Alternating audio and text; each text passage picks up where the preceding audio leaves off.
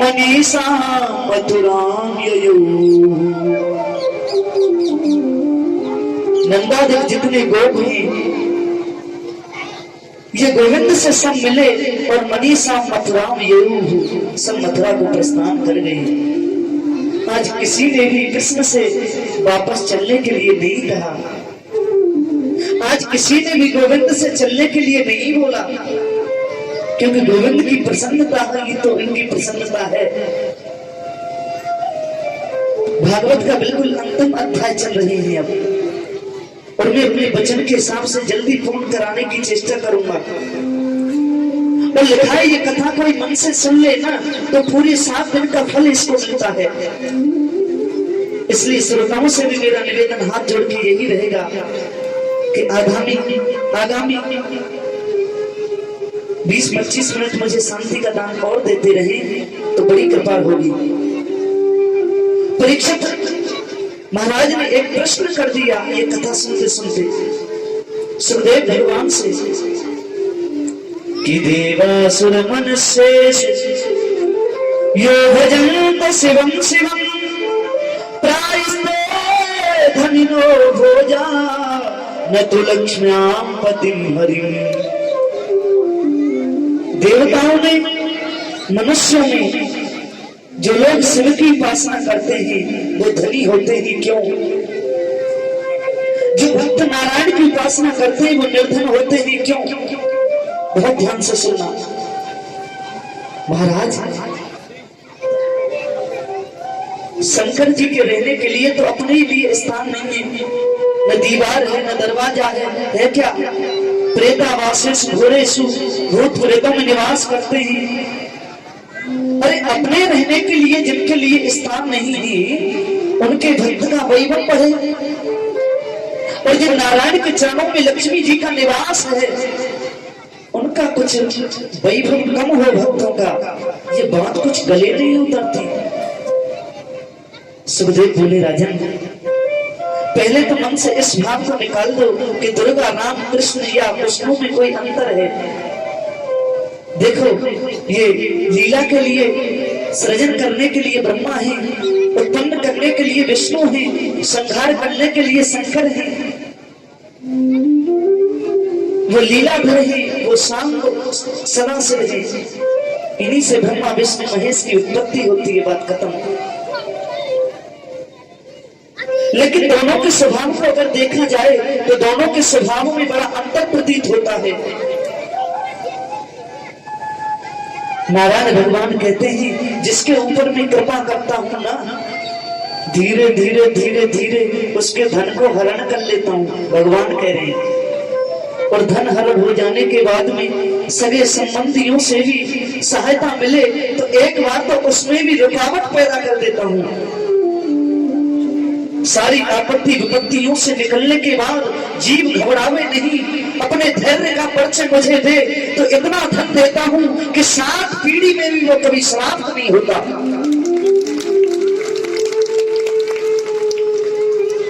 लेकिन भोले बाबा इनकी तो भैया पूछो ही मत। हाँ भोले बाबा के मंदिर में एक भक्त आया, उसने देखा शिवलिंग पे एक चूहा बैठा है जो चनौरी खा रहा है, अमरूद खा रहा है। भक्त ने जल चढ़ाया, पूजा की, चला गया। भोला बाबा है, चूहे को भी सिर पे बिठा लेता है, आरती करके चला गया, कोई फर्क ही नहीं पड़ा उस पर। अब आया दूसरा भक्त, उसने आकर के देखा भोले बाबा की शिवलिंग पे चूहा जो अमरूद खा रहा है। उसने लोटा अलग फेंका, चनौरी अलग फेंकी। ये क्या बचाएगा, ये क्या मेरी रक्षा करेगा, चूहा को नहीं भरा सकता। ऐसे भी लोग होते। अब आया तीसरा भक्त, उसने देखा कि शिवलिंग पे चूहा जो चनौरी खा रहा है, अमरूद खा रहा है। भगत ने लोटा अलग रख दिया जी और रोवे स्वरूप हे भोलेनाथ, अब तक तो नाम ही सुना था लेकिन आज देख रहा हूं कि आप भोले हो। आप बोलते हो कि चूहा भी तो मेरा है।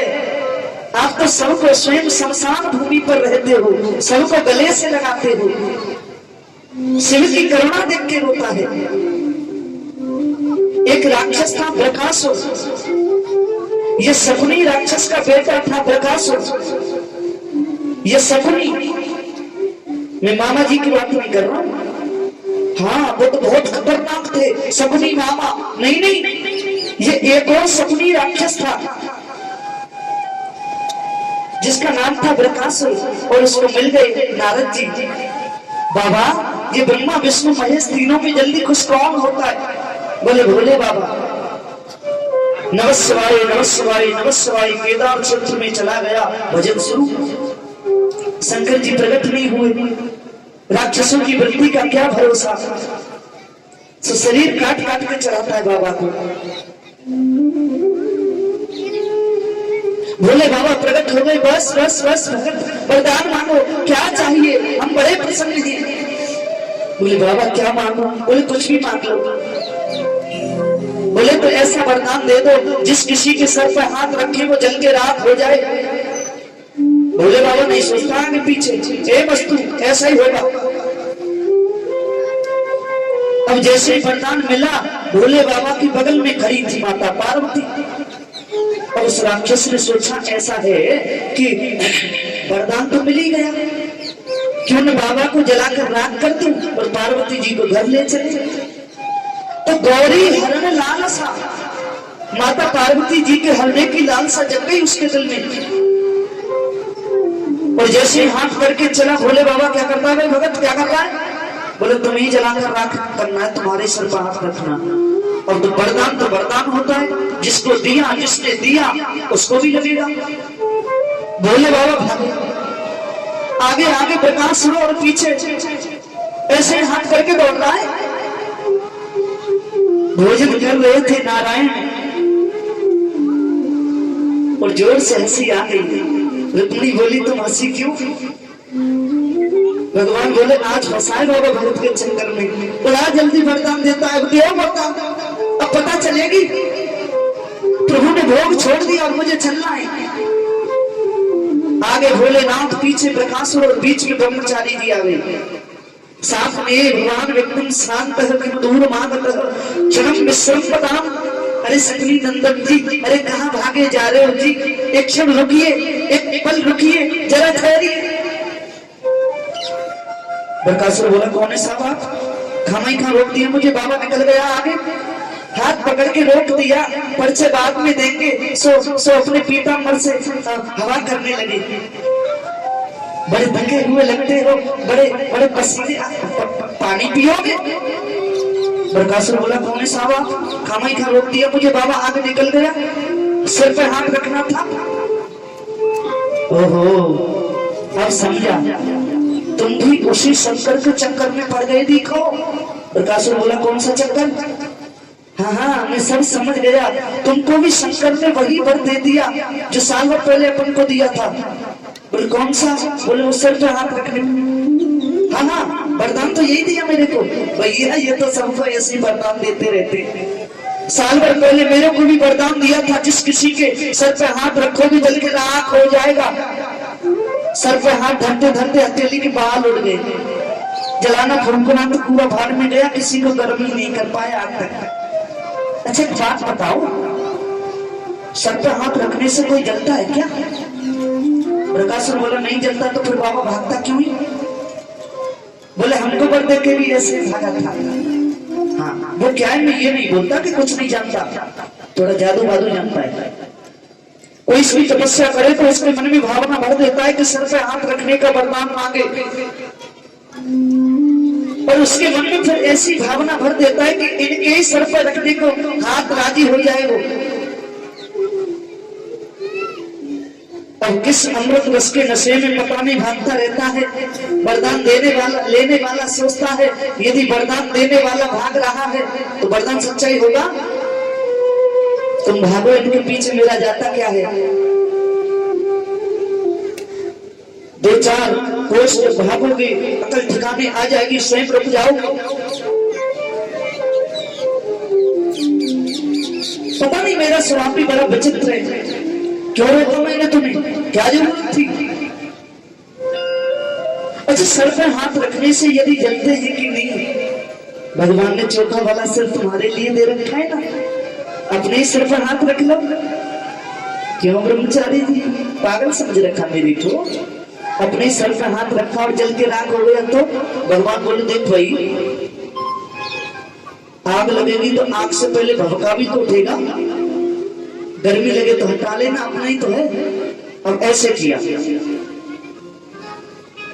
अब इसमें कुछ होना जाना तो है नहीं, इसमें कुछ नहीं होना है। भगवान बोले भभका लगता है? बोले कुछ नहीं। थोड़ा और नीचे किया, बोले गर्मी लगी, बोले कुछ नहीं। थोड़ा और नीचे किया, बोले गर्मी लगी, बोले कुछ नहीं। थोड़ा और नीचे किया, बोले भभका लगता, बोले कुछ नहीं लगता। बोले तुम रखी लो, कुछ नहीं होगा। प्रभु की बातों में ऐसा फंस गया और जैसे ही उसने सिर पे हाथ रखा से उसके शरीर में से अग्नि प्रज्वलित हो गई और 1 मिनट में जल के राख ढेरी हो गया। बोले बाबा तो वृक्ष के नीचे थे, श्वास चल रहे थे बड़े तेज। प्रभु बहुत बड़ी कृपा की आपने प्रभु, आज यदि न आते तो मेरा ही वरदान और मेरा ही सिर। भगवान बोले बाबा वरदान देने से पहले इन कलियुगी भक्तों को जरा ठोक पीट के देख लिया करो। ये पिलपिला केला भी चलाने तो समझो खतरा है। प्यार से बोलो राधे राधे राधे राधे। मेरे को क्या मालूम था महाराज। हरे हरे महादेव शंभो काशी विश्वनाथ गंगे। हरे हरे महादेव शंभो काशी विश्वनाथ गंगे। काशी विश्वनाथ गंगे, काशी अमरनाथ गंगे। काशी विश्वनाथ गंगे, काशी अमरनाथ गंगे। हरे हरे महादेव शंभो काशी विश्वनाथ गंगे। हरे हरे महादेव शंभो काशी विश्वनाथ गंगे। बोलिए श्री लाल कृष्ण लाल की जय हो। समय समय पर गोविंद अपने पुत्रों को शिक्षा देते हैं।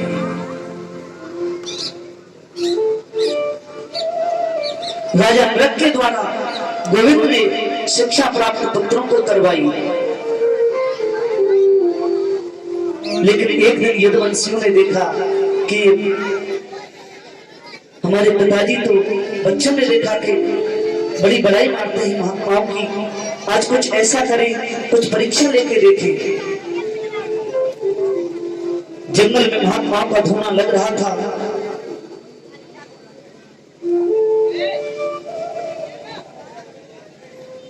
कि प्रश्न विलज्जति साक्षात् प्रद्युम्न भगवदर्शना प्रशंसति पुत्र कामानां संसत निश्चति। गोविंद के पुत्रों ने देखा कि महात्माओं की बड़ी बड़ाई करते हैं, कन्हैया आज इनकी परीक्षा लेंगे। तो सामने जाम्बवती स्वतः जाम्बवती का जो बेटा साम्य है उसके पेट पर साड़ी कछा करके ले आए और बोले बाबा, बड़े बड़े महात्मा बैठे थे, विश्वामित्रो सितकर्णो दुर्वासा भृगुरंगिराश्च कश्यपो वामदेवो अत्रि वशिष्ठो नारदा। विश्वामित्र, असत, कर्ण, दुर्वासा, भृगु, अंगिरा, कश्यप, वामदेव, अत्रि, वशिष्ठ और नारद, ये 11 महात्मा थे। महात्मा को धुआं लग रहा है, आराम से चर्चा चल रही है। लालिए बैठ जाओ। अरे तो बैठा लो। उन्होंने आकर के कहा बाबा ये नई बहू है, 1 वर्ष हुआ शादी को, आप तो अंतर्यामी ही, आप बताओ ना कि इसे पुत्र होगा या पुत्री। महात्माओं ने कहा दुष्टो, हमारी परीक्षा लेने के लिए जाम्बवती के बेटे साम्य के पेट पर साड़ी कछा के लाए हो, हम श्राप देते ही इसके गर्भ से ऐसा लहू पिंड पैदा होगा जो पूरे यदुवंश के विनाश का कारण बनेगा। बच्चे लोग घबराए, साड़ी खोल करके देखा, पेट पर इतना लहू पिंड रखा था, समुद्र में डाल दिया। महात्मा लोग कहते ही रहते कुछ नहीं होगा। नहीं नहीं, संतों का वचन तो बड़ा अभोग होता है। आपकी जन्म कुंडली कहती है कि आपको पुत्र सुख नहीं है, लेकिन किसी संत को आपने प्रणाम किया और उसने सिर पे हाथ रख के कह दिया पुत्रवती भव, तो गोविंद को आपकी जन्म कुंडली बदलनी पड़ेगी, लेकिन संत का वचन नहीं बदल सकते। आपकी मस्तिष्क रेखा में परिवर्तन कर देंगे कन्हैया। जब से यदुवंशियों ने संतों का अपराध किया है, द्वारका में संतों का आवागमन कम हो गया है। नारद जी महाराज आए और वसुदेव जी ने कहा, नारद जी आजकल द्वारका में संत नहीं आते।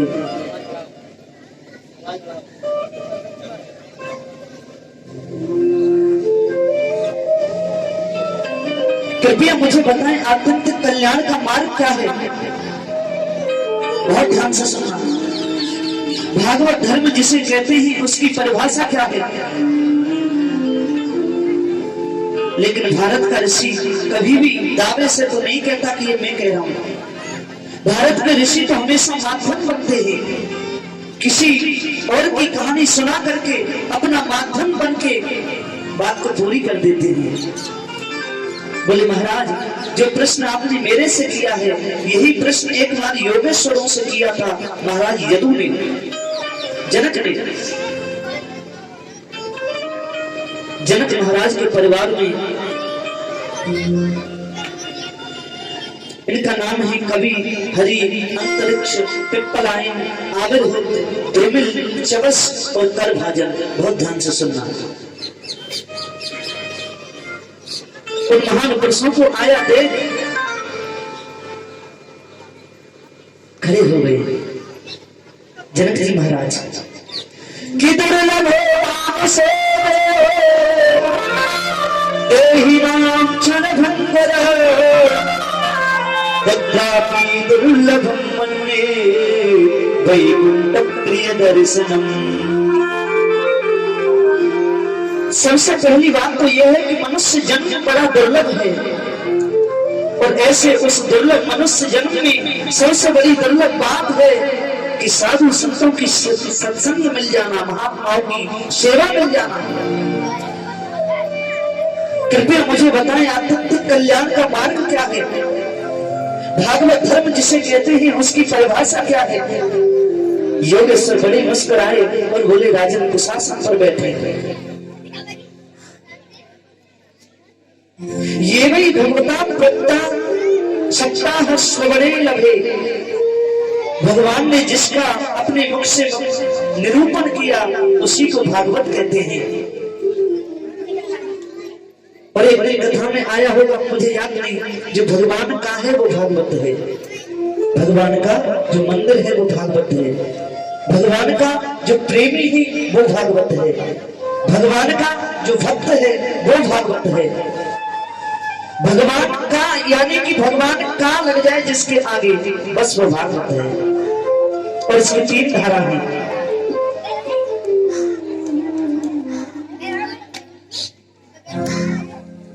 कि सर्वभूतेश यहाँ पश्चिद भगवत भावात्मना भूतानि भगवत्यात्म सवै भागवत उत्तम। उत्तम कोटि का भागवत वही है जो चैती से लेकर हाथी पर्यंत सब में प्रभु को देखे।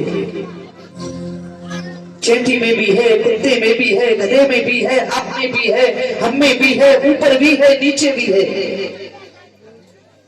श्री राम में सब ये प्रथम पार्टी के भक्त के लक्षण है। श्री राम में सब जग जानी करहु प्रणाम जोर जुग पानी। चैती में भी है, गधे में भी है, ऊपर भी है, आप में भी है, हम में भी है, नीचे भी है।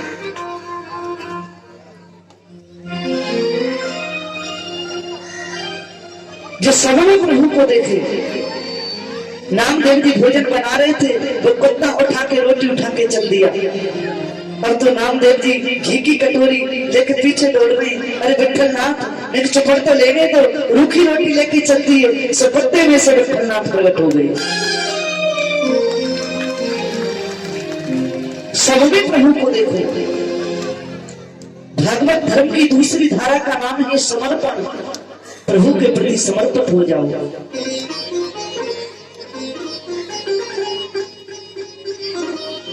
कि ईश्वरे तदभीरेषु बालसेषु निकष्यस्व प्रेम मैत्री कृतोपेक्षा यह करोति समध्यमः। ईश्वर से जो प्रेम करता है, भक्त से जो मित्रता करता है, प्रभु की जो अपेक्षा करता है, वह मध्यम श्रेणी का भागवत है। और तृतीय श्रेणी बोले अर्चायाम एव हरि, दिव्य देव प्रतिमाओं में ही भगवान की पूजा करता रहे, किसी से ज्यादा मतलब न रखे, न ऊधो की लेनी न माधव की देनी। वह भी भगत है, लेकिन उत्तम क्वालिटी तो वही है जिसको गोविंद के अलावा कुछ दिखाई न दे। उसी को गीता में गोविंद अनन्य कहते हैं। अनन्या शक्ति यंतो महम ये जना पर्युपासते तेषा नित्ता भक्तानां योगक्षेमं वहाम्यहम्। अनन्यता से जो मेरा चिंतन करे।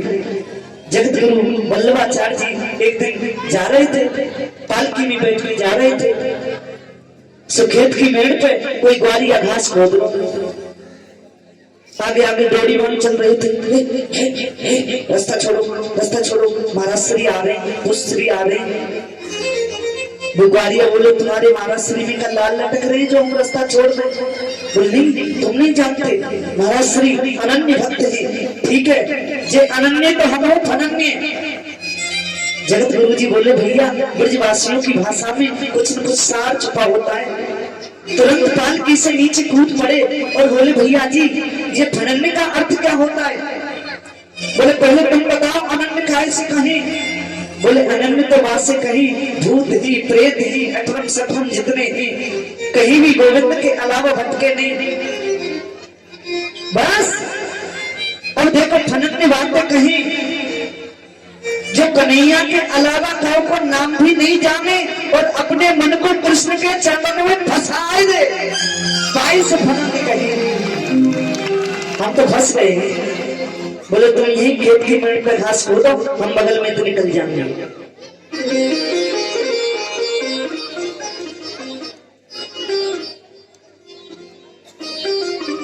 गोविंद एक दिन अपने आपको शीशा में देख रहे हैं, दर्पण में। कन्हैया जब दर्पण में अपना चेहरा देख रहे हैं तो देखते देखते देखते देखते गोविंद को लगा मैं इतना सुंदर, और देखते देखते कन्हैया को